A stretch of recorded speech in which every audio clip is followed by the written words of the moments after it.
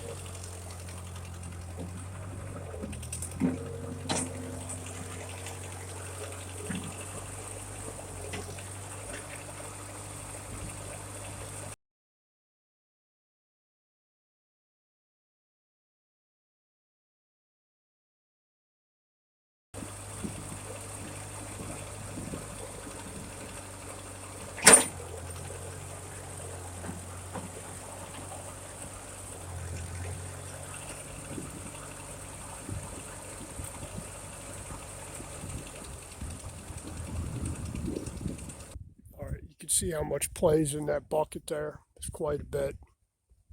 Hopefully I can get all that out of there. I don't think this is the right bucket for this thing. This is like a 5-foot bucket.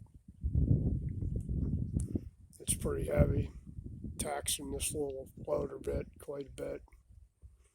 Pulls the motor right down. Of course, I haven't serviced the filter yet or changed the fluid in it on the lines, but we'll see. Want to fix the bucket first and then go from there. But tilt's working good. No leaks. Hoses look like they did because I haven't changed them yet. So I'm figuring it out. I gotta do 1, 2, 3, 4, 5, like 6 hoses, I think.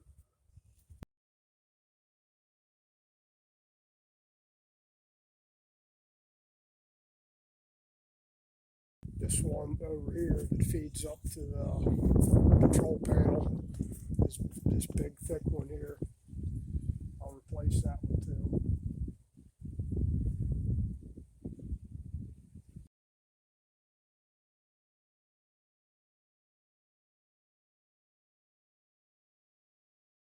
Eight, 9, 10. Oh, there's 10 lines.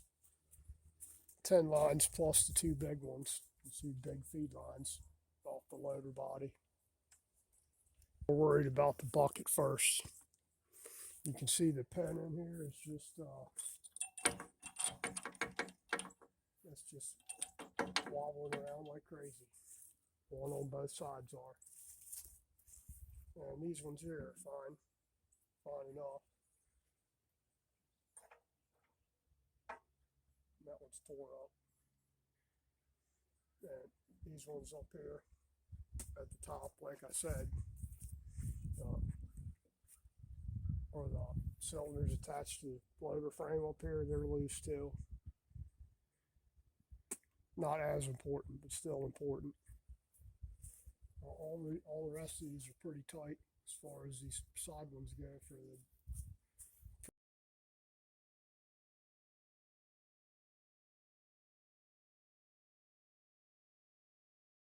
All right, there again. If you like my content, please like, share, subscribe, hit the notification bell, all that stuff.